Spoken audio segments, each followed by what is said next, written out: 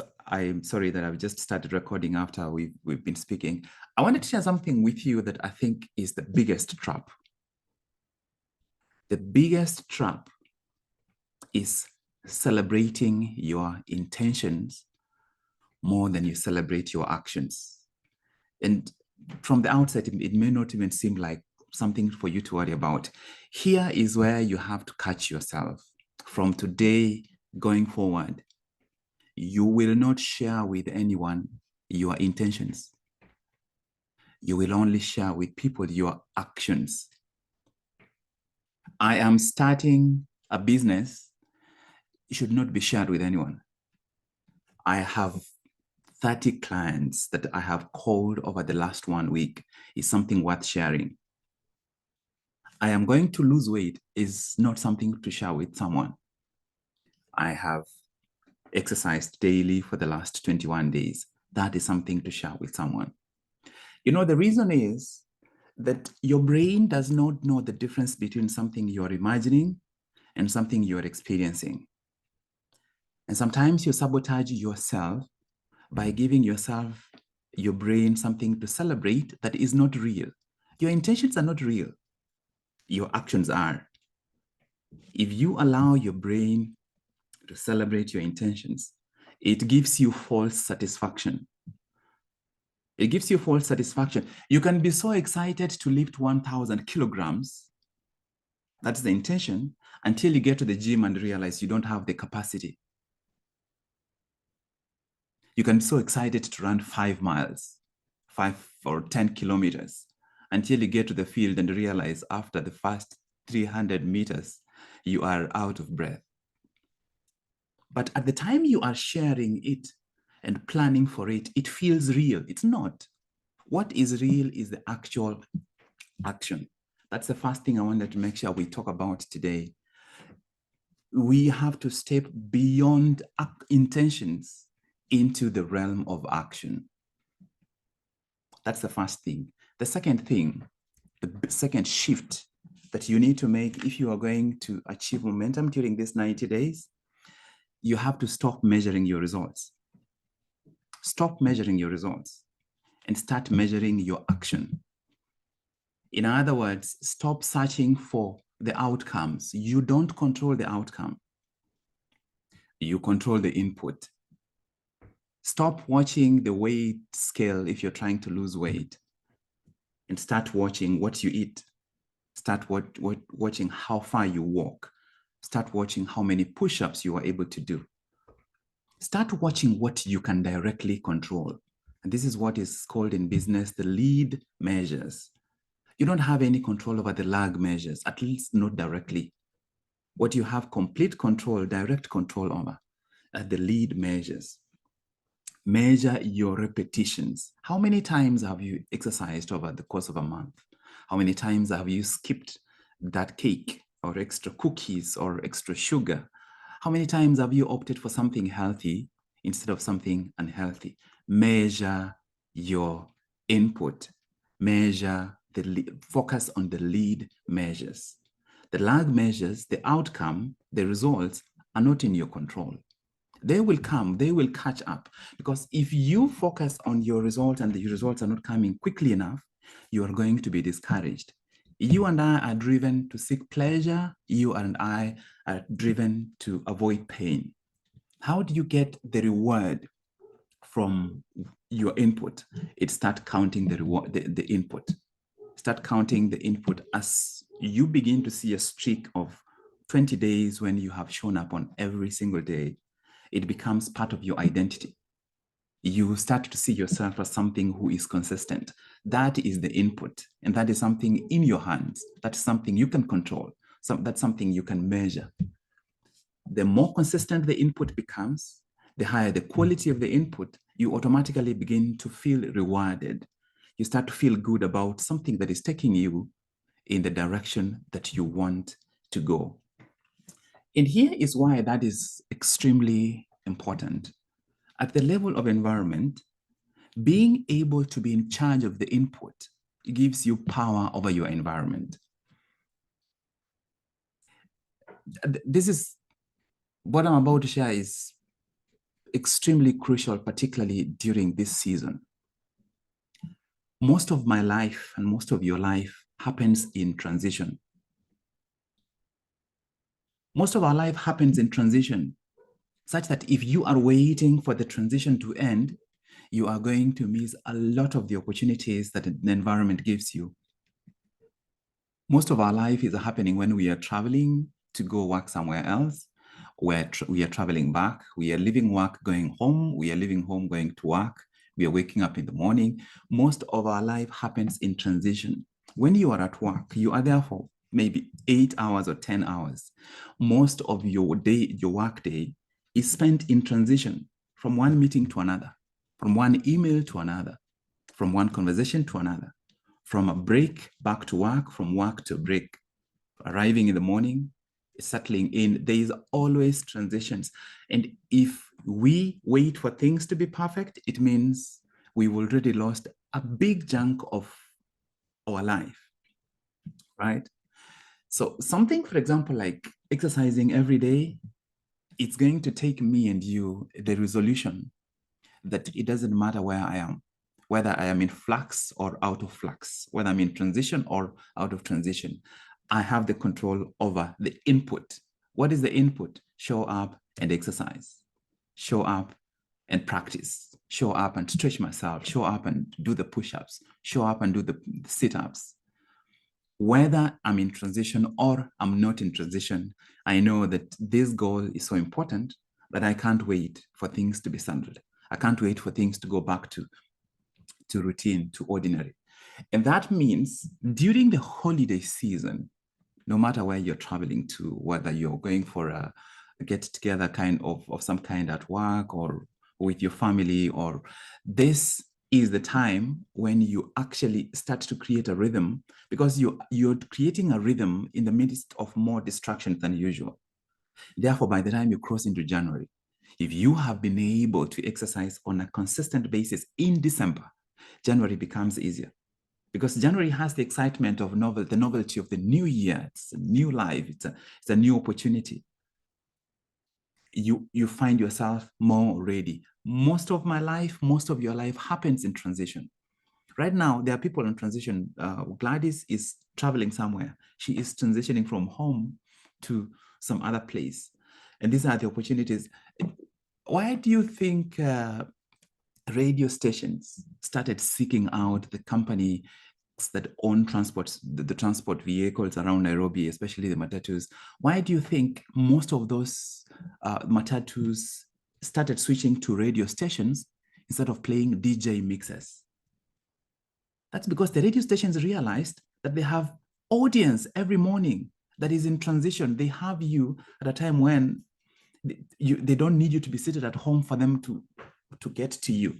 So they started convincing many of the matatus and public transport operators in Nairobi to give them the airplay in their cars, in their vehicles, in the buses, because that transition time is extremely important. How you use your transition time, particularly during seasons when there is a lot happening, how you use the transition time is one of the most powerful forces that determines how much you get out of any season that you are in.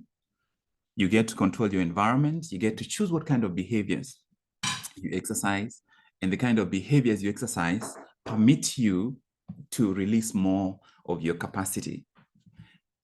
I want at this point to address the question of limits, the word limits and limitations. There is a common quote that goes around that if you believe it, you can achieve it. If you believe anything, you can achieve it. If you believe it, you can achieve it. It sounds really good, but from my personal experience, it's not true. You won't achieve it just because you believe it. You will achieve it if you build a foundation for it. And then there is the element or the common expression that there are no limits to what you can achieve. In reality, there are limits to the results because the results you get are controlled by the input, but there is no limit to the input. When we hear people say, oh, you can do anything, it is true. You can do anything that you choose to do and for which you have the capacity. You can do anything. You can do anything, but it is something that you choose to do and for which you have the capacity. I was writing today what I think can be like the overall statement that explains the 90-day momentum challenge. And this is what I wrote. If you grow your self-awareness, and develop your capacity to make the right choices, you can develop any amount of momentum you want. If you grow your self-awareness and develop your capacity to make the right choices, so you can do anything you choose to do. You can do anything you choose to do. It's a question of, yes, you have chosen this. Do you have the capacity for it? If you don't have the capacity for it, are you willing to develop the capacity for it? Are you willing to control the input and concentrate your focus long enough to acquire the capacity to do it?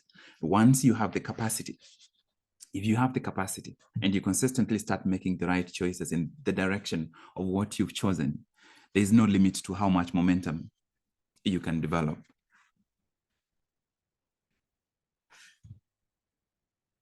The final thought that has been on my mind that I wanted us to talk about, to share today, as we think about momentum, the power of momentum. Yesterday, no, the day prior, I was coming back from work and I drive through a section of the city that has two alternative pathways. You could go on the highway, and that way you avoid the train. The train comes at particular times. If you find the train, sometimes there will be a bit of traffic stalling there as they wait for the train to pass. So there's one option to go over the train, so you avoid needing to stop there. But more importantly, I found myself thinking about this particular train. You usually find it in either of two situations. If you find it stalled there, it is totally stalled, and it stalls there for about 7 to 10 minutes. That's because it's going to a place that several trains intersect, and therefore they control to make sure there is no accident. So when it stalls there for about 10 minutes. But when you find it in movement, you can feel it. Even if you're in a car, even if you are driving, if that train is moving, you can feel it. Now, this is the same train. In one circumstance, when it's stalled, you don't need anything major. If you have a block, even if it's just a pebble the size of this alarm clock, and you place it in front of the train, when it's stalled, this little block can hold the train there. But when it's in motion, that train can tear through 10 meters of concrete. It can crash through big blocks of concrete and continue moving. What is the difference? It's the same train. It is the same train. The difference is, in one circumstance, it is in momentum. In another circumstance, it's not in momentum. Does this same train have the capacity to be in either of the situations? Of course. So your capacity, most of the time, your capacity is not the limit as to whether you are in momentum or not. The same train can tear through walls, it can crash through vehicles and keep moving, or be stopped by a small block on its path. As I have been reflecting, moving towards the end of the year, some of my most uncomfortable experiences as I build self-awareness is to realize which places in my life I have allowed myself to be stopped by pebbles and small blocks. It's very easy to explain them as long as I point outwards. What I had spoken about earlier in the week, where I'm using my index finger more than I'm using my thumb. Very easy to explain how I went through certain seasons operating way, way below my capacity, and still probably still run the same risk of continuing to operate below that capacity, below what I am capable of. When you and I start measuring our input and focus on what we are able to do rather than what we are getting, that is where our power lies. And that's how we start to build momentum to actually get unstuck, not for a season. I do not want to get unstuck for a season. I do not want to be in momentum transitionally. For the first time this coming year, at the end of the 90 days, my goal is to take a small committed group and take them through 180 days. I didn't do it last year. I did it the previous year. It was probably one of the most powerful things that I did. There's a gentleman that I hope I can get on the call someday called James. James is right now in Seattle working with Microsoft. James was not a software engineer at the time we started working with him, but James learned coding and learned it with such rapidity just because he was able to narrow down to his most powerful skills. And at the end of the first 4 months, I couldn't even recognize him. He showed me something that I have never seen. When you control the input and focus on measuring the input and find a way to make it fun so that you are rewarded by enjoying the process, so that you derive pleasure from things that are moving you in the direction you want to go. Because whether we like it or not, we are deriving pleasure from social media, right? But if I quantify the amount of time I spend on social media in the course of 3 years, what is the actual value? If I was, assigning like an hourly rate to that value, how much time, how much value would I have lost to social media? Is it leading me in the direction that I want to go? When you and I control the input and intentionally mold it to move us in the direction we want to go, it is almost impossible to predict what we can accomplish. Like I read recently, it's possible for you to count the number of seeds in an apple, but you can count the number of seeds in an apple, but you can't count the number of apples in a seed. Your efforts, your vision, your consistent action is like a seed. Nobody knows how much there is in that seed. You can do anything you choose to do. If you choose it and start working on developing the capacity to do it, because the more capacity you get, the more power you get to overcome whatever limits. And personally, I believe becoming limitless is not becoming able to do anything. Becoming limitless is becoming able to overcome the limit that you see, so that once this limit is peeled off, then you are able to see the next limit. Because limit 10, limit 8 will keep me hold back for as long as limit 1 has never been taken away. So becoming limitless is not about suddenly being able to break through and do great feats. It's being able to overcome this immediate limit that I have, being able to get beyond this pebble. If I get beyond this pebble, and then the next step is there is this punching machine, then this punching machine will always keep me held back. It will keep me bound for as long as I have not built the capacity to overcome this pebble, such that limitlessness has nothing to do with being able to do great feats. It is about the ability for me to overcome the inertia I feel right now. If you can overcome the inertia you feel right now and go on the floor and do 10 push-ups, then you are on your way to lifting even 1,000 kilograms if that's what you want. And that metaphor can apply in all the areas. If I can overcome the inertia and settle down right now and write one sentence, then my journey to writing a book can begin. The book will remain a mirage. It will remain that punching machine. It will always be out of reach. And that's because I am restricted. I am restrained within the limits of the pebble, of the small block, of the inertia that I feel where I am. I know that today, probably unlike the other days, I have probably gone all over, but I can't tell you guys how much passion I feel about the power of what we are doing now to transform some of your lives, some people's lives here. I will never be the same. If you knew me when I was maybe in high school or even early in university, and you interact with me now, you don't know me. I need to introduce myself to you. And that's something I want for every one of you, particularly any one of you who actually truly commits.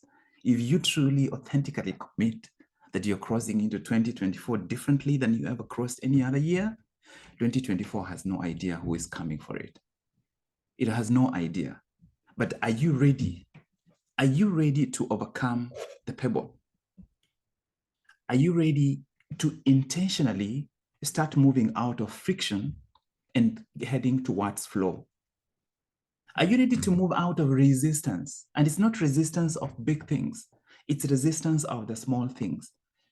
Are you ready to move out of resistance so that small assignments like just write down 10 things that have been undone that you know you need to do, and tick through those things? Are you ready to actually make those small tweaks, small changes? Because if you are, then when we share even some of the bigger things, some of the bigger concepts, then it becomes so much easier to build momentum around that. Because at the end of the day, what is going to result from this 90-day momentum challenge is going to be a communal product. And the communal product will only be as good as how many people who are part of this challenge are actually pouring in, intentionally pouring in everything, leaving nothing on the table. I feel so passionate about this because I know that this is real life. What we are doing here is creating an environment where we can actually truly say that that was an inflection point. We look back and say November 2023 was an inflection point. An inflection point, not because it came to us, I mean, you probably came across this by chance, but you made a choice to actually not just be part of the journey, but to embrace the journey for you as an individual, personally embrace the journey. I wanted to just narrow down for the remaining part of what we are doing today, narrow down specifically to identity. Last week, we spoke about the 6 levels: environment, behavior, capacity, beliefs, identity, and then, of course, the core or the origin or spiritual. I want us to narrow down just specifically to identity. And here is your assignment. Your assignment today is going to be to build awareness around your identity. You are going to walk through this, and I will give you an example. I will give you an example where I watched a video. I watched this guy present a 20-minute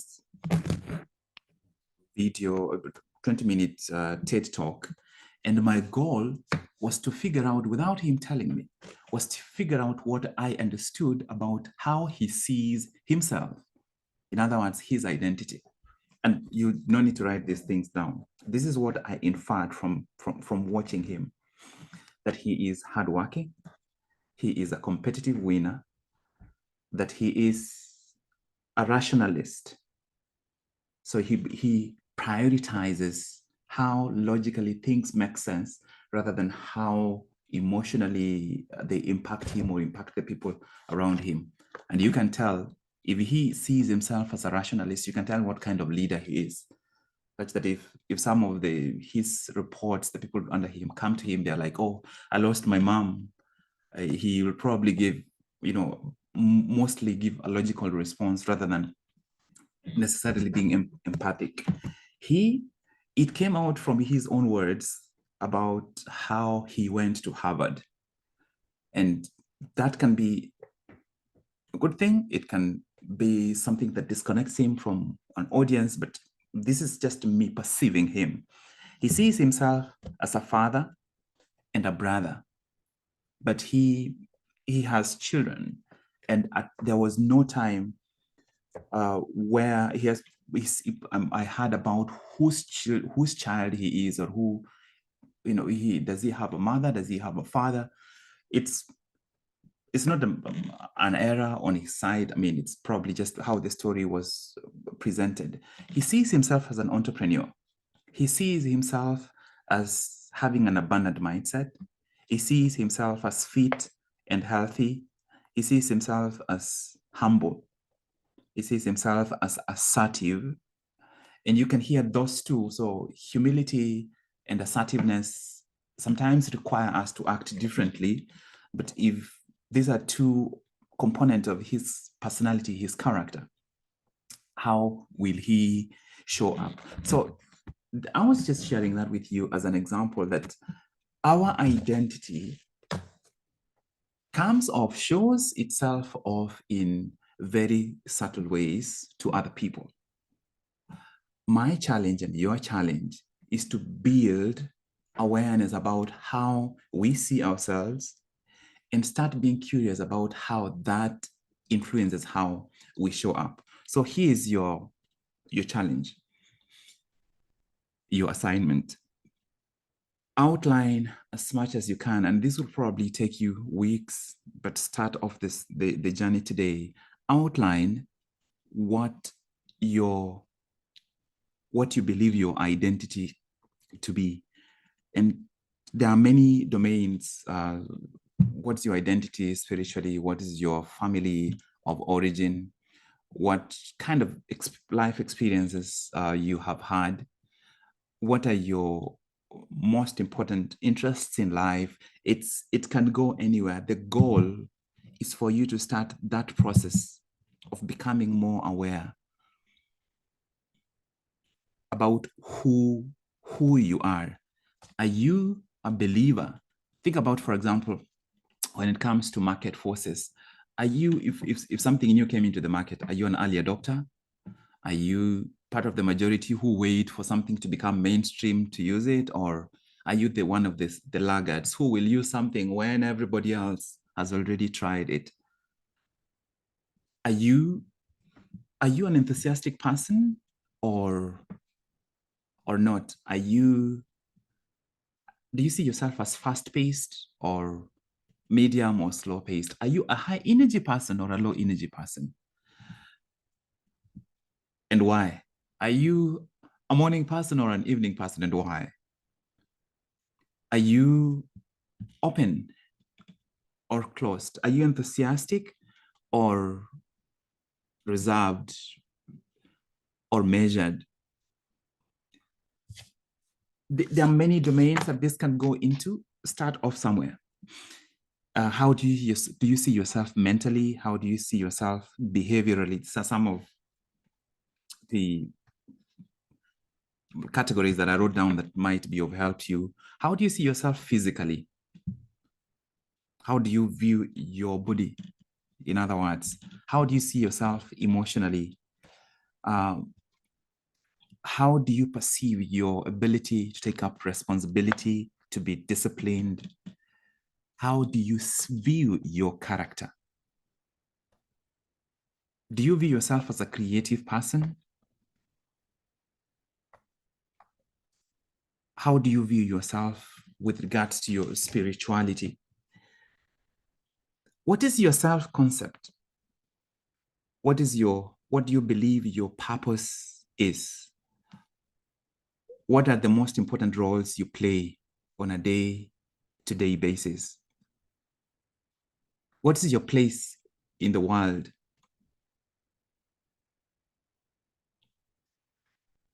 But of all these questions, this is the most important question. This is the single most important question in terms of your identity. And it's one of the questions I continue to grapple with every single day. The question is, are you worthy?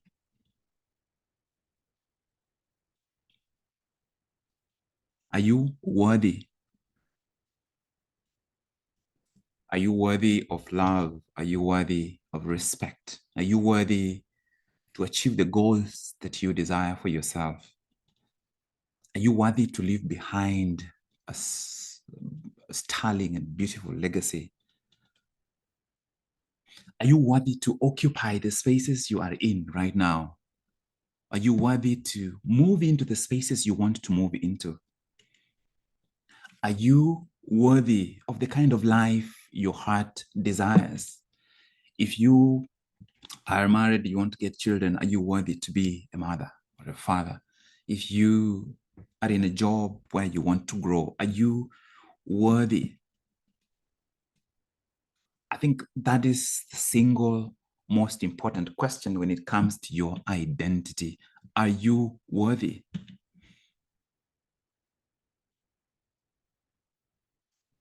The thing that you have to be very careful about, at least this was my own experience, the thing that you have to be very careful about are the things that you pursue as a way to earn worth. The goals that you set as a way to earn worth. Because anytime you are trying to earn worth externally, you are vulnerable to whatever external forces that are making you perceive or feel that you are not worthy. And the reason that I hoped that we would end up centering this today, the question of worth as one of the most powerful controllers of your identity, is that there are not enough colors for you in the world to paint yourself to be beautiful enough to be accepted by an external force. There are not enough patterns for you to paint yourself to be beautiful enough to be accepted by everyone. There are not enough forms for you to morph yourself into to be accepted by everyone, everywhere you go. Am I worthy? Are you worthy? Because worth, probably the most transformative experiences for me in medicine were my initial days working in a maternity unit and seeing these children come out. And when these kids, these are neonates, when they start crying, they're not looking around to see who is looking at them before they can start crying. They just belt out that cry, right? That expression. That's how we are wired to operate, where we show up in a full authenticity. I don't know about you, but for me, as a person, there are dreams I had as a child, visions I had as a child, some of which I'm grateful, I feel like I'm moving closer to now, but dreams that I lost for a long time, for a long, long, long, long time. In other words, they were hidden, they were buried. They were buried because of all these layers, layers of emotional experiences, disappointments, and pain and trauma along the way.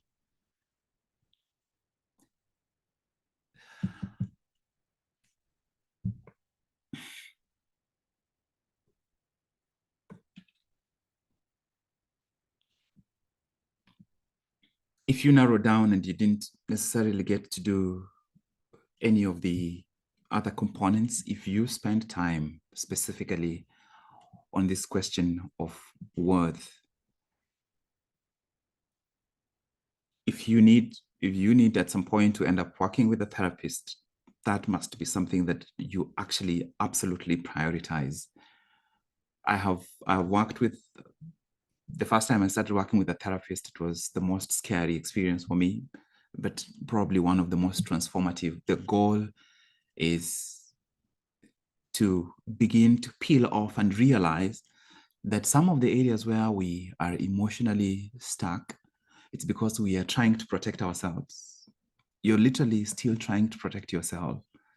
I discovered that as a son who grew up in a community where I never felt accepted because I had been born out of wedlock, therefore they never saw, they saw me more of like an external object, that I developed the automatic response of protecting myself under all circumstances.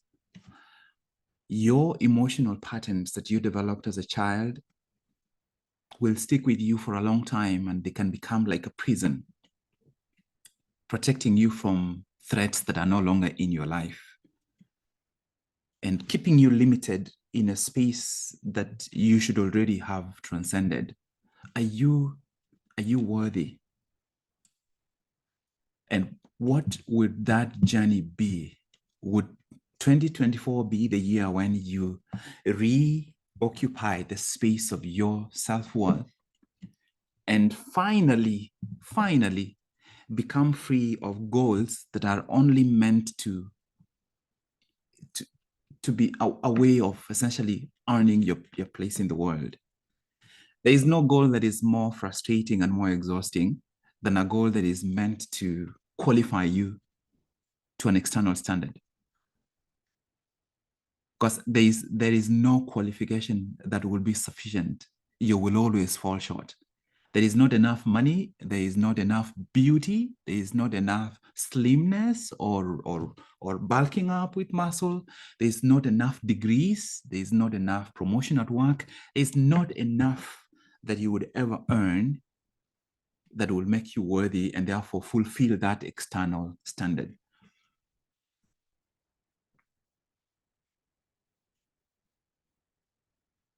Part of the start, stop, and continue protocol is getting to the point of realizing how you please people and how to start cutting that back.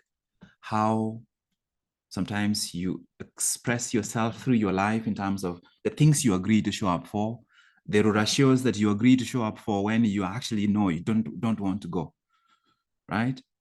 And the weddings you end up contributing money to that you don't have, money that you actually need to sign up for a course or sign up for a class, right? And that's because there is this external component that is driving you to the point where you feel like if you say no, it's going to reflect badly on you. It's the day I can say that I began to feel that I am occupying my space. Let me tell you one of the things that happened, and don't judge me for this. But one of the things that happened is once I started feeling like I'm occupying my space, I would show up for a presentation. And before the presentation starts, and I'm in the waiting room, or I'm just seated there waiting to be introduced. You know, one of the things I would say, and don't judge me for this, I would say 10 times, I don't give a damn. I don't give a damn. I don't give a damn. And I'm not saying this negatively. I'm saying this to remind myself that this is not a life and death situation. I'm going to make some mistakes, but I'm also going to do something well, right? I sit there, I'm like, I don't give a damn. I don't give a damn. I don't give a damn. I don't use it anymore, but I used it for a long time as a way for me to realize that people's expectations are just that. They are people's expectations, right? I'm not going to allow people's expectations to continue controlling me to the point where every time I'm on stage, I'm trembling.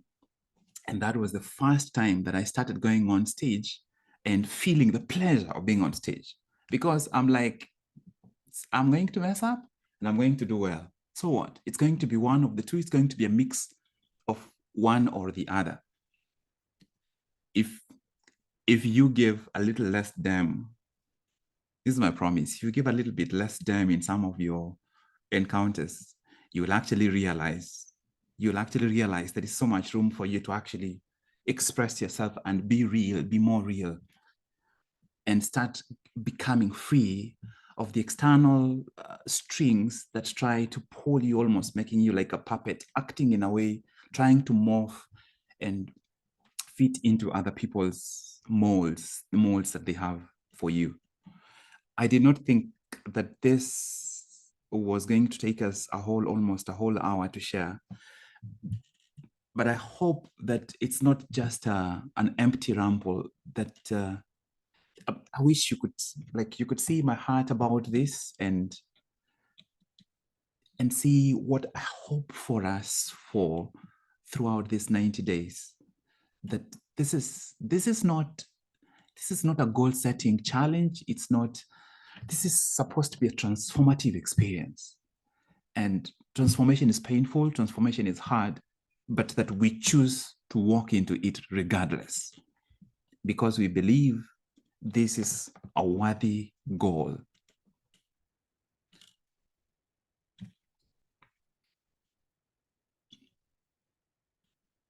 I won't call out names. I'm going to just, it always helps if you get people to spontaneously share a couple of reflections. And this is something I would have to come back and rewatch again. I can't share everything that I had intended to share today, and that is not the goal. The goal is for us to actually, how do we get to the core? How do we get beyond this, beyond mind and brain? How do we get to the core? How do we actually make 2023 December, the remaining days of November, really count for each of us individually, but for each other too, as a community, and working towards crossing in. And this is not a numbers game. This is an authenticity game. Even if it's just 2 or 3 or 4 or 5 people or 10 people or whatever number, that we actually, like we meet at a meeting point where we ignite something that is absolutely mind-blowing. So I'm going to open it up, and I would like to hear a couple of reflections from people, because this is how I kind of get fed from hearing authentic, simple, direct, personal experience reflections in this environment. We'll do that for a couple of minutes, and then we will narrow down by seeing anybody who is willing for us to do like a communal coaching on something specific, or maybe especially on the main goals that you're working on, right? So anybody who would like to go, let me just open it up. I would like 3 or 4 reflections, and then we move to the next part.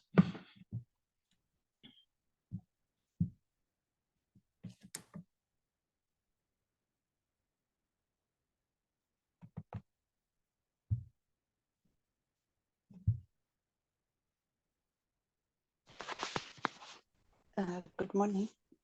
Good morning. Okay, and everybody. I was listening to someone talk about fear, and sometimes it's not just unless you understand where you're coming from. Yeah, Rehab, are you able to speak slightly louder than that if you're able to? Or maybe bring the phone closer. All right, can you hear me now? Yes, that's better. Like now, if you suffer from procrastination, it could be some forces that you cannot identify unless someone enlightens you, or unless now you dip into your self-awareness. I think that is now where self-awareness comes in, as in you're able to identify where your problems are coming from and not just what you see in your eyes, like procrastination. It could be out of fears, deep-seated fears from a very long time ago.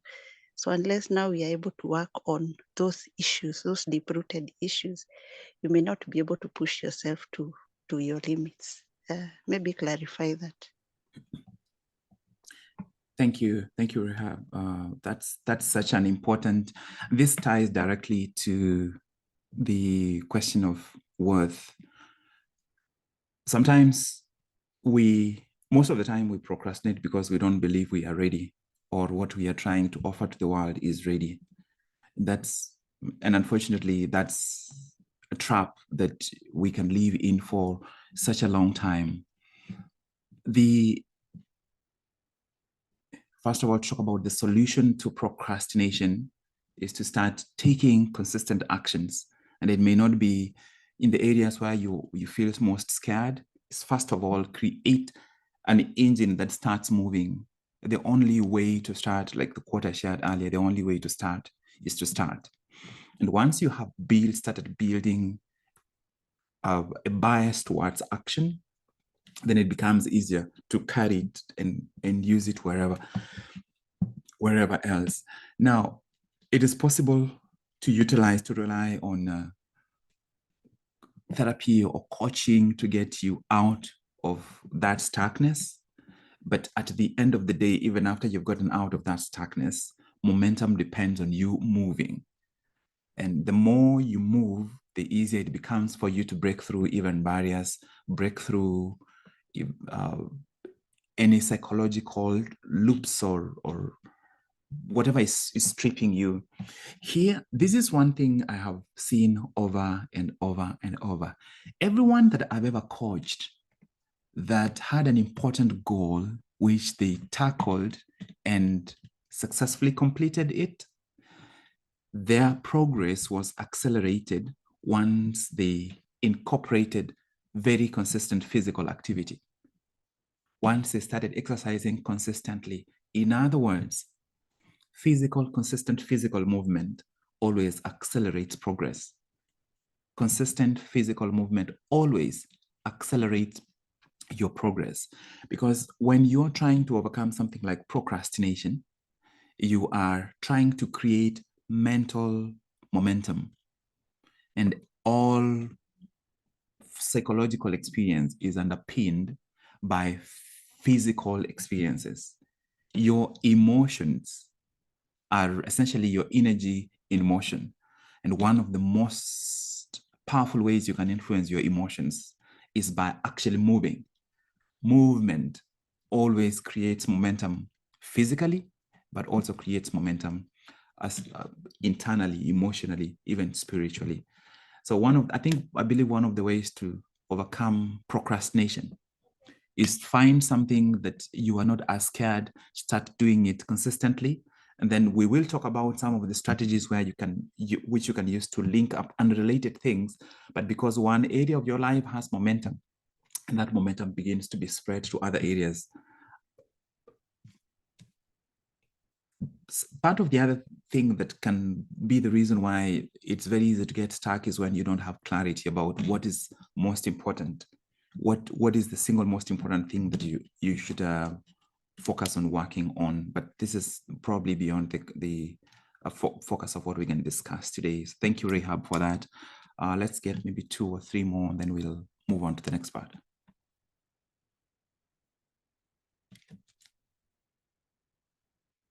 I can't see. Hi, everyone. Go ahead. Yes, Sylvia, go ahead. Yes, how's everyone doing? I hope you're good. Just to add a bit on that procrastination bit, I think the thing that helps me a lot when I'm procrastinating is I recognize that the things that I probably am procrastinating are the things that I fear doing, or I feel like I'm not going to be good at doing, or it's just one of those things that will require a bit more of my effort. And what I remind myself is that it's not difficult. Every time that I have gotten to it and done it, it has taken me less time. It has taken me less effort than I had imagined. So maybe draw from the few times that you have not procrastinated or you've gotten to it, and remember the feeling you had that it wasn't so hard after all. So that's my strategy usually. As far as reflection goes, I'm thinking about the idea of transitions and the fact that we are always in transition. I'm also out of town traveling for work, and I'm feeling the effects of kind of losing my routine because I'm not in that space where everything usually works perfectly. And so I'm definitely thinking and strategizing of how to keep up with my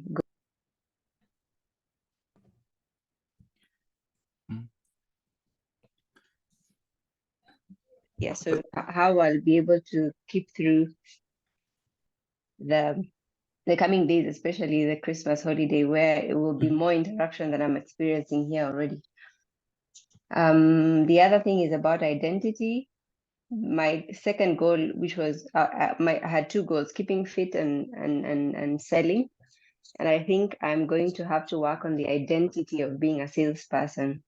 That's a thing that I haven't identified myself with the longest time. And so maybe I need to make that shift and say I am a salesperson in order to be able to deliver better on my other goal. Thank you. Thank you. Thank you for that reflection, Sylvia. I would challenge you to add one more descriptor to your desire to identify yourself as a salesperson. Identify yourself as a professional salesperson. Because that means if you're professional, then it means you're putting in your hours. And that means every single time you are in the field with a client or on the phone with a client, it is one more repetition for you. Because you are a professional. You're not just trying, you are actually doing it. And yeah, and you as an entrepreneur, you're doing something hard. I mean, entrepreneurship is not a joke. So thank you very much. Thank you. Thank you for that input. Yeah, absolutely. Any two more people, and then we will move to the next part.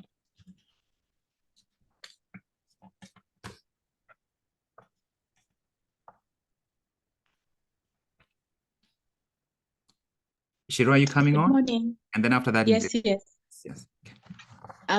Yes, I'm just, I'd like to give my reflection as I run to work. So for me, my two hugest takeaways is number one, to stop giving myself satisfaction by counting intentions. Because like you said, that's a huge trap. And a lot of times, there's this course that I was teaching on entrepreneurship about linking learning to earning. And I feel like a lot of times people do get trapped because you have already learned, you have the knowledge, but being able to transition into monetizing your activities becomes hard because of continuously counting your intentions. Then my second largest takeaway was about the power of the momentum, the train. That one for me was just mind-blowing, the importance of in life being in momentum, because then it means the things that can stop you become so much fewer. The list of things that can stop you become unstoppable in momentum. Thank you. Absolutely. Thank you very much, Hiro. You are not leaving yet. Come back. Yes, you are not leaving yet. We are following your journey. Tell us how has this last week been with regards to moving from intention to action for your main goal for this season? This last week, for me, let me say it's not been a good one. It's not been a successful week in terms of the actions. That is why for me, that's a very big takeaway about counting the intentions. So like in your head, you could feel because you have already planned to do it, like you're already doing it. Yes. But for me, it's not been a good week. And again, like you're saying, it's because of the environment you're in. You know, I live with a mom-in-law who's fighting pancreatic cancer. I have a brother who's in hospital. I'm the one taking care of him, and a sister who's also unwell. And they're all in Nairobi, and I'm just the only one who's they're relying on. So, but that's still not an excuse, because there'll always be something that comes up. There'll always be an unsuitable situation to stop you from doing what you need to do. So it's just figuring out how to transcend all that.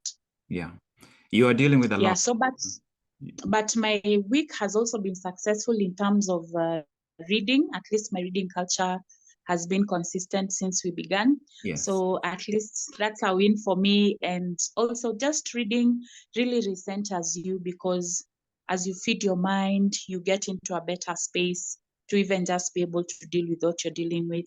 So I've also experienced some, I would say, abnormal peace because of being able to read and listen to my affirmation messages. As I've done all this, I've not really felt overwhelmed. That's so important. So remember to coach yourself through it. Remember to coach yourself through it. If you're dealing especially with family illness, please make sure you coach yourself after every time you visit them. You acknowledge what they feel, acknowledge what you felt seeing them, so that, because sometimes we compartmentalize these things and they kind of grow, and then it's kind of that anxiety spreads to each area. Talk to yourself before you arrive, talk to yourself after you arrive, talk to yourself openly, right?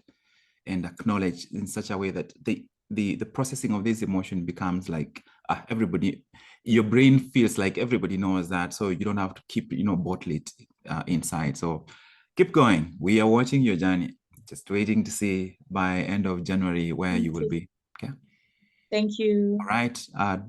Was it Njeri who had raised her hand? Then after that, we'll transition.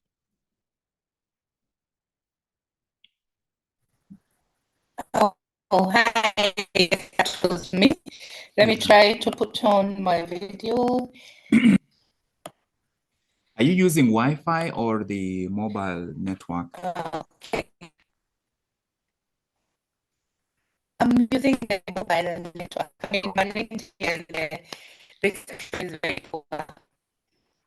It's, for some reason, the voice is... Can you hear me now? We can hear you. It looks like your network may not be very...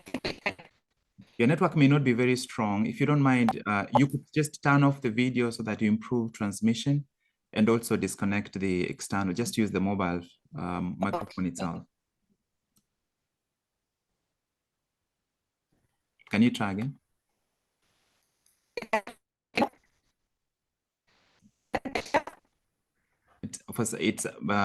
We can add. I can. Hello.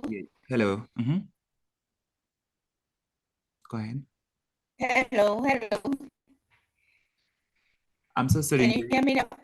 We can hear you, but it's very, very staccato. Very. I'm sorry, Jerry. We would have to have you share a different day. It's the connection is not working at this time. Yeah. Okay. Thank you, Jerry. Let's have someone else. Just someone else. Quickly. There's a reason why I'm not calling out people. I'm letting. Yes. Go ahead, Domitila. Did you want to share? Yes, Doctor, good morning. So what I picked from today's encounter is on not giving a damn. Leaving people's reflections or expectations to be just expectations. So in pursuit of my 2 goals in this 90-day momentum challenge, I realized that even after achieving those goals, there is part of identity that slows me down, which is fear of stage, fear of speaking before people. So as far as I'm working on my academic part, I've realized that I don't know, will I have to slot in this other goal to practice to speak before people, or what will you advise? It's very straightforward. Join Toastmasters. That's it. I wouldn't have anything further for you. Like, it's very simple. Join Toastmasters. Join Toastmasters and don't evaluate whether or not Toastmasters is working for you until you've presented 10 speeches. After you've done 10 speeches, and then you've also participated in other roles. I believe in learning by doing, and that is how Toastmasters works.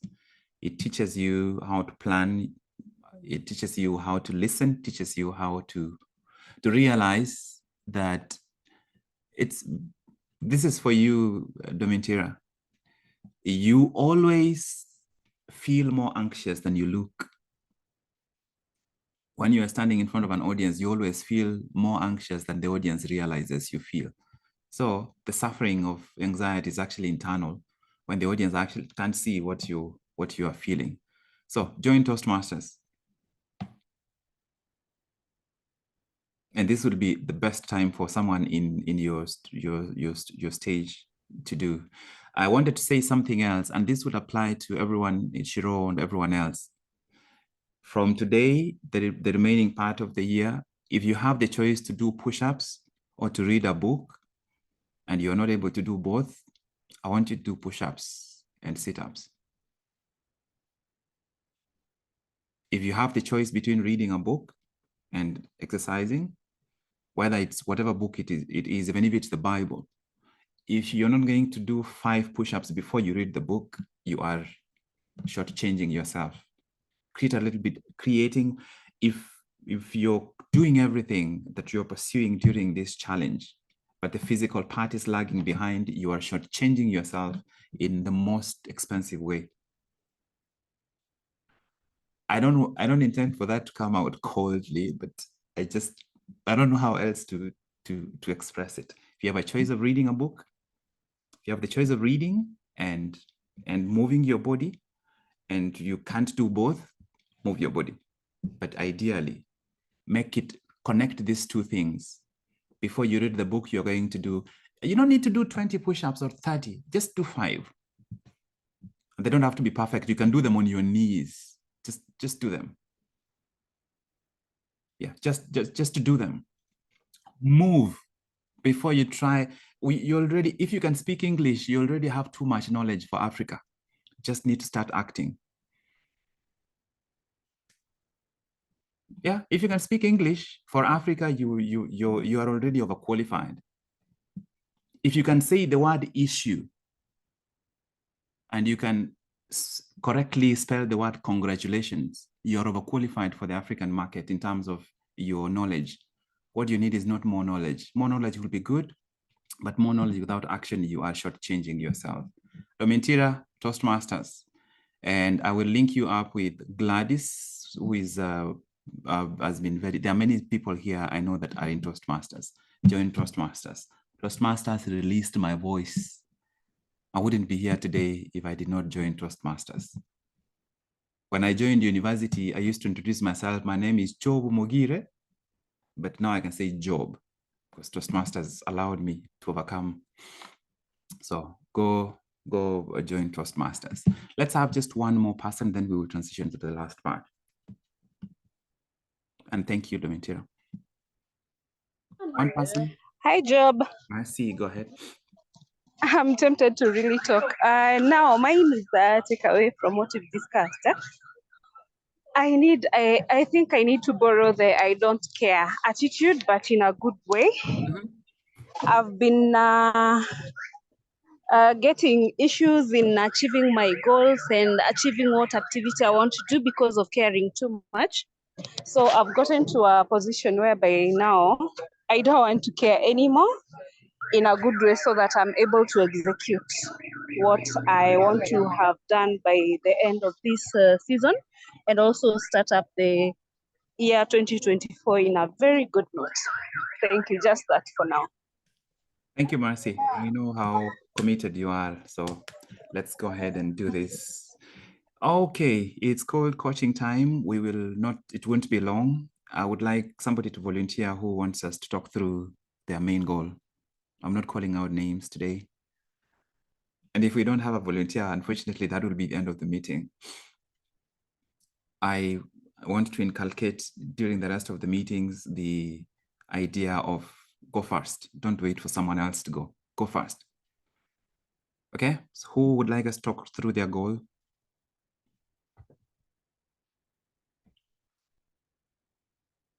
May I? Yes. Oh, Gladys, go ahead. Thank you, Dr. Ree, and everyone else in the group. When we started off the 90-day challenge, I had 2 goals.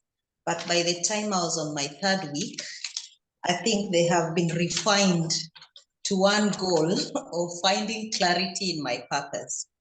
Many of most of my goals over the years have been to achieve something towards education, towards my children, towards the project I am working on then. But looking at the 6 circles, I realized I don't even know what my true calling is. And I have refined my goal to finding my true purpose. And as I worked through rewriting the goal and looking at it and seeing my direction of loving and serving comes out very, very strong for me. I have just stopped in my first midway transition. I'm traveling back to Nairobi, but I've stopped 1 hour from the capital, Wote, because I wanted to just sit and listen in to this. Yeah. Because I am out here loving and serving, but am I really loving and serving because it's the job I do, or is it because that's what my core purpose is?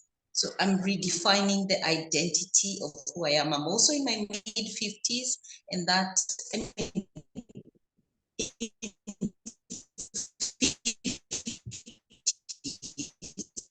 and that also brings you what and so keep going. Many times I've been stopped by pebbles, and I'm looking every day to do more towards identifying who I am, not who people say I am, who I am. The other thing is that I have always been a teacher, but I've never really practiced my education degree. So one of the things I have done since I started the 21-day challenge was to chase my TSC number, and I'm glad to report I got it last week. Just finding out when I last graduated, did I actually have a TSC number? Fortunately, I was already posted, and they don't give people new numbers when you're over 45, and I am over 45. So I had to really work with people in the network to get my old TSC number. So in my goal to teach again, I am TSC qualified from my first degree. It's not been something that has not been in my mind, but I never really sat down to act. I've always said, yes, I can do some teaching, but acting to get that number, acting to get it qualified. So my 2 goals are to identify why am I really loving and serving in the community project I'm there, which I'm enjoying doing, but is that my true identity? The second, I resonate with Christian education a lot. I'm now a qualified teacher. Can I refine the direction of Christian education clearly, not just Bible study and Sunday school? Can I academically do Christian education? And that's something I've been doing on the side that I want to plug in doing, and therefore qualify in that line of work. Okay. Yeah. Yes, I've done some challenges with Dr. Mogire before, and they always leave me different. And I want this one to actually transform me. Thank you. Thank you, Gladys. So you're not leaving video. You're gonna stay there for a little while. I know you for quite some time now, and it's you inspire me. You need to know that, Gladys. You inspire me. Your leadership, your passion for growth, it's unbelievable. Let's talk through the 6 layers, the 6 levels, right? And I will go straight to beliefs, right? The 2 additional things I wanted to mention when you speak about the level of beliefs is standards and core values. Standards and core values. That is in enriching. We will keep talking about the layers, and we'll keep adding some things to some of those areas. When you talk about your beliefs, so think of beliefs as software. When you type on a software, the software is searching for what's important so that it can execute it the way the software has been designed to execute. And your personal standards are the limit. It's like the sieve or the valve through which your beliefs get funneled to your behavior. In other words, if your personal standard is, I always come on time, people will see you come on time. They are seeing the behavior, but the behavior is guided by your standards, and your standards are part of your beliefs, right? So if you believe you are a teacher, if you believe you're a teacher, or you believe you're a disciplinarian, you teach 2 classes as a teacher and another class as a disciplinarian. Those 2 classes have totally different experiences. Totally different experiences. Your standards determine how you show up. And sometimes you don't know your own standards, but people know how you show up. There are people you agree to meet for coffee and you say it's going to be 10:30, but you start leaving home at 11 because you know they'll come at midday, right? It's your standards. People know your standards. And this is for everybody on the call. The goal that you are pursuing, what beliefs do you have around it? But most practically, what are your standards for yourself around that area? Is if it's physical, for example, it's exercise, is just doing 5 minutes enough for you, or are you giving yourself a more challenging standard? Number 2 is core values. I have always wondered, what are your most important values, Gladys? I could guess them, but I don't want to guess them. I want to hear from Please you. guess. What are your values? I know community is one of them. Care is another one, but I don't want to continue. I want to hear them from you. I don't know the difference between value and what I ascribe to. I ascribe to learning and teaching. Mm-hmm. That means everything I learn, I want to teach somebody in it. And that doesn't have to be classroom teaching. I also ascribe to doing what I believe in. That is, if I believe that people should jump, I also jump. If I believe people should learn public speaking, I must do public speaking at the end of the day. The most recently is to apply what I learn, especially Christianity. I do not want to be known as Gladys who goes to church, who teaches Sunday school. I want to be a practicing Christian, that I love my enemies, that I forgive those who do me wrong. And recently, the 4C project is just cutting through my Christianity in a big way. I didn't realize I was such a complainer. And that is maybe my core values, I would say. For your next level, what are some of, and this will be something you will reflect about deeper later, but what are some of the standards that are going to be necessary for you to take your teaching? You've always been a teacher in my eyes, but to take your teaching to the next level. Excellence is one of the standards. That means I don't want just people to learn from me. I want them to learn in an excellent way. And that means I have to prepare the content in a way that is very, very clear. And then the second is transformation. I don't want to do community service that people come back 10 years later and say, oh, there was a very good project here. I would like to make sure that that project transforms lives, has an impact such that one person will also impact another 10. So excellence and transformational are my two, the next level I want to rise up to. So why is teaching so important to you? I mean, people perish for lack of knowledge, and there's so much knowledge around us. It's important to move knowledge from those who know it to those who don't know it.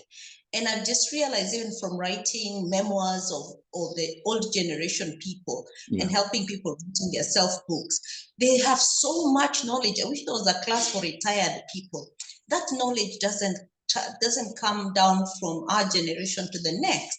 So I felt if we have a teaching program that transfers knowledge from one generation to another, from myself to other, it brings out the essence of, pouring out what we are.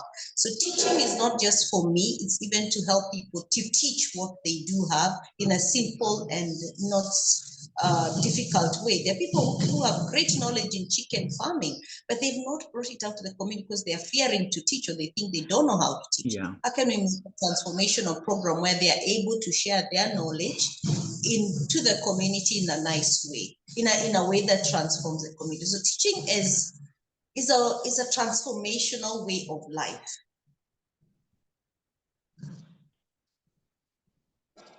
That's so you've distilled something in there that is almost like a mission by itself. You're facilitating transfer of knowledge, both from just yourself and other people, and that by itself can grow into something really, really, really big. My father is essentially my adopted father.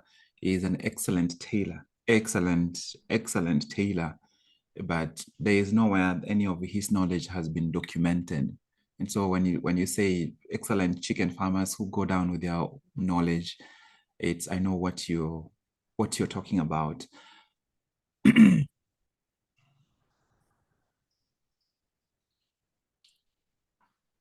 It is 10 years from today, and everything that you desire in this area of transferring knowledge, becoming a more impactful teacher, has come true. And I meet you and you are telling me what happened. You're just giving me the highlights of the story. It's 10 years from today. So what happened since I last saw you in 2023? In 2033, Dr. Mogire, you will not believe the community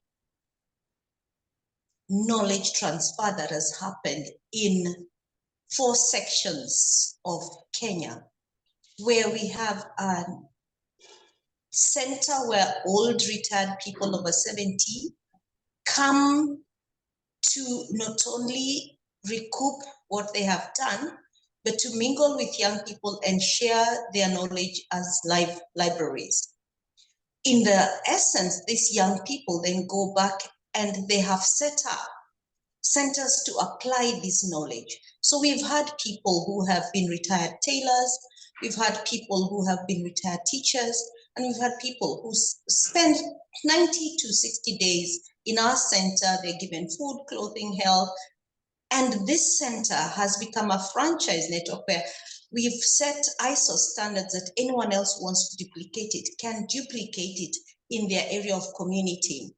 And we've also taught them not to think about funding, to think about starting where they are with the older generation that they have, with the resources that they have. So we've brought these communities together. And because we've showcased in 4 places in Kenya, we are now asking people who retire from the government or the other places, you don't have to keep going to Nairobi. Come and be and take on this, what we call blueprint, and share the knowledge with other people. We also have at least a quarterly session with children below 10 years who come and listen to stories of these older people. We no longer have grandparents' families. So we've not just created a place to love and serve, we've also created a learning center of human libraries. We're waiting to build libraries, but we have created human libraries. And whatever they learn from our center, the young people can go and always know that they have a think tank behind them. That's what we have achieved, Dr. Mogire. I think you'll be proud of us. I can almost see, it. So final question for you, Gladys. How have you changed? How did you have to change? What had to change in your life for this to be possible in the last 10 years? To shift mind from urban living to rural living.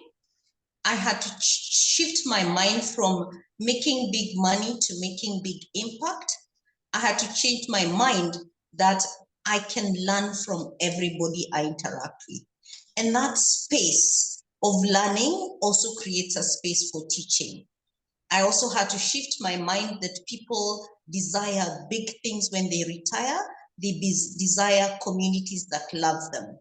I also had to change my mind of the American way of creating retirement homes to creating communities where the retirees can share knowledge and experience. That's a whole mind shift that I've had to work on in the last 10 years, beginning with my identity. Yeah. Wow. Yeah. It's just that shift that everybody can teach you, everybody you meet can teach you something new. I will tell you that has been one of the most powerful shifts I made in the last 3 years.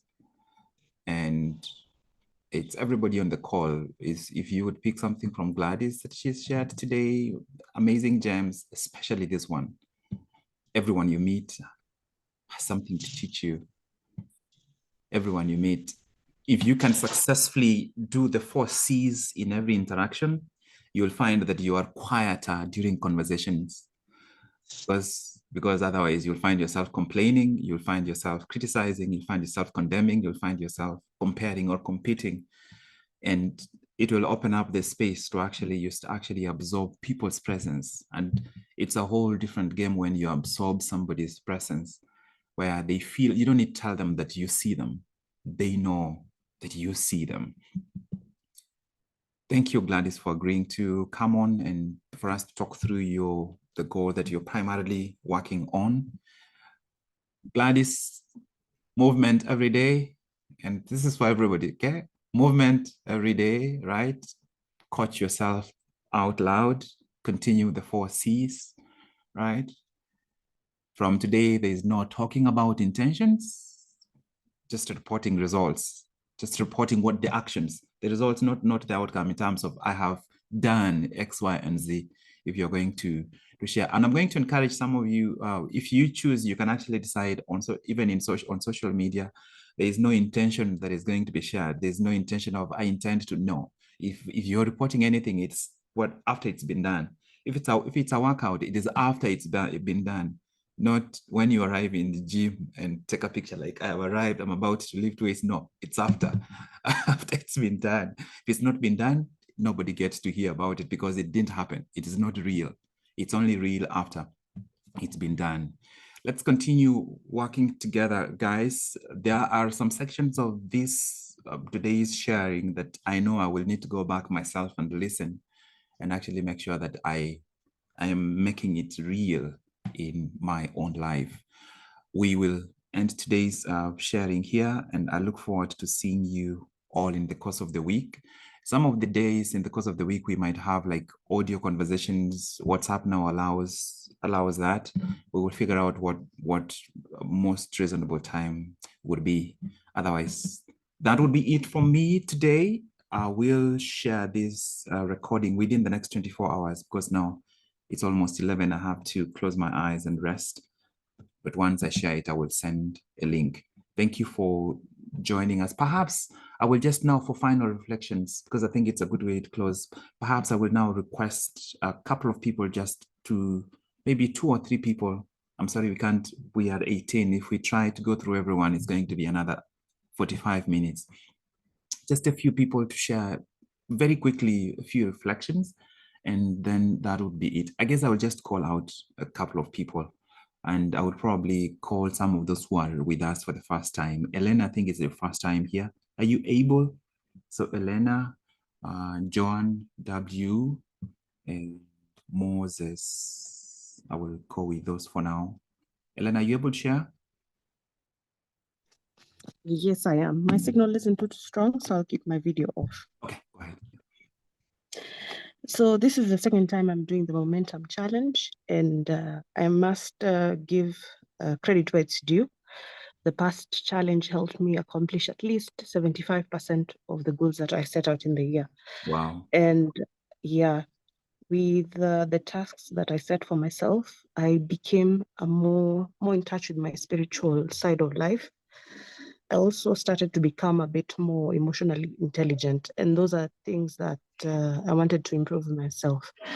I also pursued public speaking through Toastmasters, and I can attest that having 10 speeches in your rapport makes you an eloquent speaker. And yeah, it's been a journey and a community in itself. You're all in the same journey, and you're all seeking to improve yourselves. in this particular journey and writing out my goals in this particular era as we go into 2024, what I have come to experience as a challenge is that in pursuing an identity of what you want to become, some of the limitations, like let's say you see yourself as a speaker, hypothetically, and in your mind, you do not think of yourself as a worthy speaker. You have to address that, the root issue of what that limitation is within yourself. Just ask your why. Why do you think of yourself as not a worthy speaker? And just keep asking the why until the root issue becomes abundantly clear, and work through that as part of your main goal. Just clarify the goals that you have, and that way you're able to pursue. So that is the main takeaway that I got from today's sharing. And I must say it resounds with the most of the previous coaches that have shared this session. And I'm happy to be in this community. It's been a tough time for me. I'm come from the sales environment. So this is our busiest time of the year. So making time for coaching is something that I have to be intentional about. And yeah, I'm happy to be here. Thank you, Elena. That's I wouldn't add anything else. It's yeah, thank you for sharing that. Yes, good to see you. Since I think you were in the same season with James in 2020, 2021. Yes. Momentum yes. change. Yeah. Right. Next, who was our next person? Was it John? Yes. John, go ahead. Yes. Morning, everyone. Actually, not my first time here. I was here last week. Sorry. John, your network is cutting in and out. Is it your signal? Okay, cool. Are you using Wi-Fi? Yes, my signal is very bad this morning. It sounds better now. Just continue. Okay, yes, my second Saturday here. It's been a great week for me. I must say that for the first time, for 3 days consistently, I've been able to keep true to myself. I can see my connection is unstable. And one of the things that has been very helpful is writing down my target goal every day and counting it down and really clocking how many days have I been successful and how many more days do I have to go. And I think that has been very motivating, just having my topmost in the front of my life every day. That has been great for me. Thank you so much. Thanks for sharing. And yeah, let's keep going. Keep counting those days. You can imagine by end of January where you will be. It's gonna be amazing. And now we will have Moses.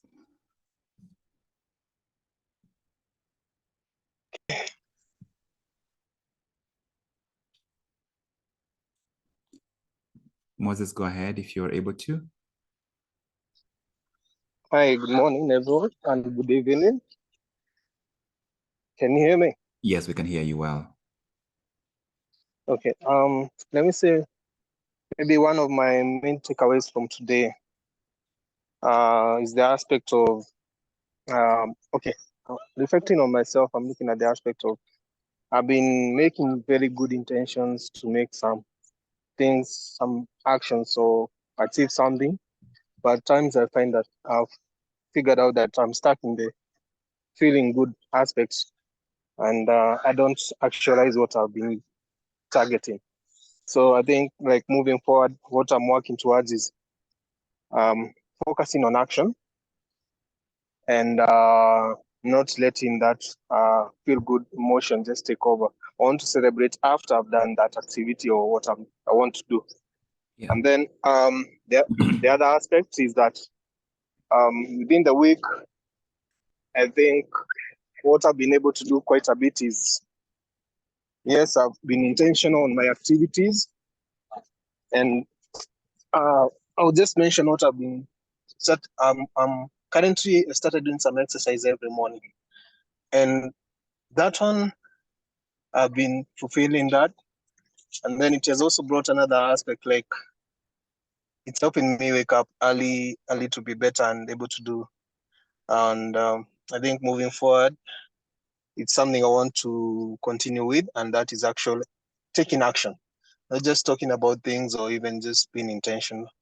And then maybe from this week, my takeaway was when you're talking about the C's, the 4 C's, I'm working towards that. And yes, I've tried. Sometimes I've caught myself when I'm headed towards the wrong direction, and I'm trying to collect as much as possible, though I might have to restart again. But I think I'm towards progress. I'm proceeding well. Then back to you. Yeah, thank you, Moses. I had to restart day one. After day one, I had to go back and start afresh. And particularly when you work with patients and they are surrounded by families, it's very difficult to get beyond the complaining. They're complaining about the food, about the emergency room, about x-rays, about the laboratory, I'm like, I have nothing to do with any of this, but you just have to, to listen to them. The environment will do what it wants, as long as we are clear about what we want to do, what direction we want to go.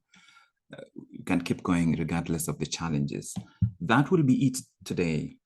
Your assignment, a couple of the things that I would recommend you do. Number one is sit down and write as much as you can about your identity. And the goal is to bring self-awareness, increased self-awareness. And if you only did one thing on working on your identities to answer the question of worth. Actually, I'm going to add you something additional. So the first question is, am I worthy? The second question is to think of situations when you felt ignored, you felt overlooked, you felt disrespected. Think of situations when those things happened. And the question you will ask is not why you were overlooked or why you were disrespected. The question you will ask is, why did you feel overlooked?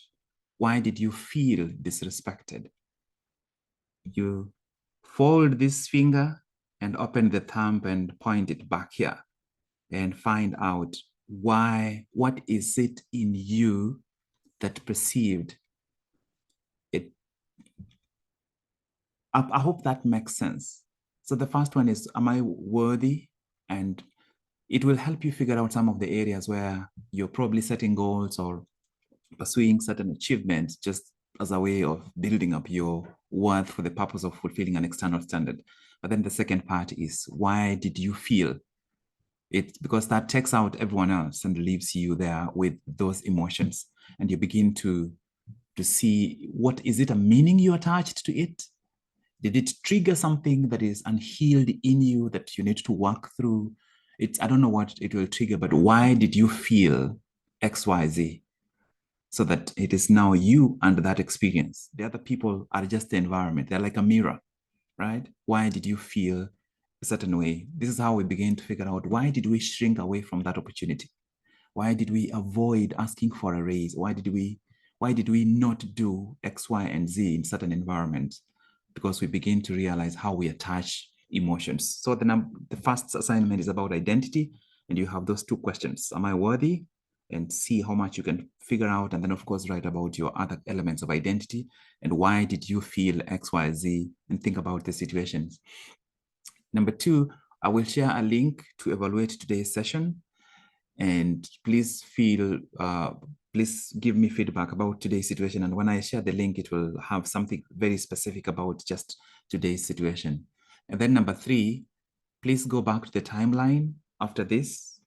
Go back to the timeline and write down your top 3 takeaways from today's session. That is how we reinforce what we are learning and allow other people to see what we got, and we see what other people got. Today, before you disappear into the busyness of the rest of your day, write your top 3 takeaways from today's timeline. If your takeaway is a question, just write that question down. People will reflect about it. I will see the question and reflect about it too. Those will be the 3 things that I would like for you to do. If you haven't already completed the evaluation, the previous evaluation about the overall challenge so far, please do so. That will be it for today. I am surprised we are almost 2 hours. I think I'll probably just accept the fact that these sessions may not be 45 minutes or 50 minutes like I had initially envisioned, but we'll find a way to start to narrow them and make them slightly shorter than this. And at some point, I will send out a survey to figure out what alternative times people have in mind that we can meet. But for now, this is what we have. Let's use it the best way we can. I thank all of you, Christine, Shiro, Domitira, Gladys, James, Joan, Mercy. There is another Mercy, Moses, Mwende, Rumbidzai, Sally, Sylvia, and a couple of other people who have already left.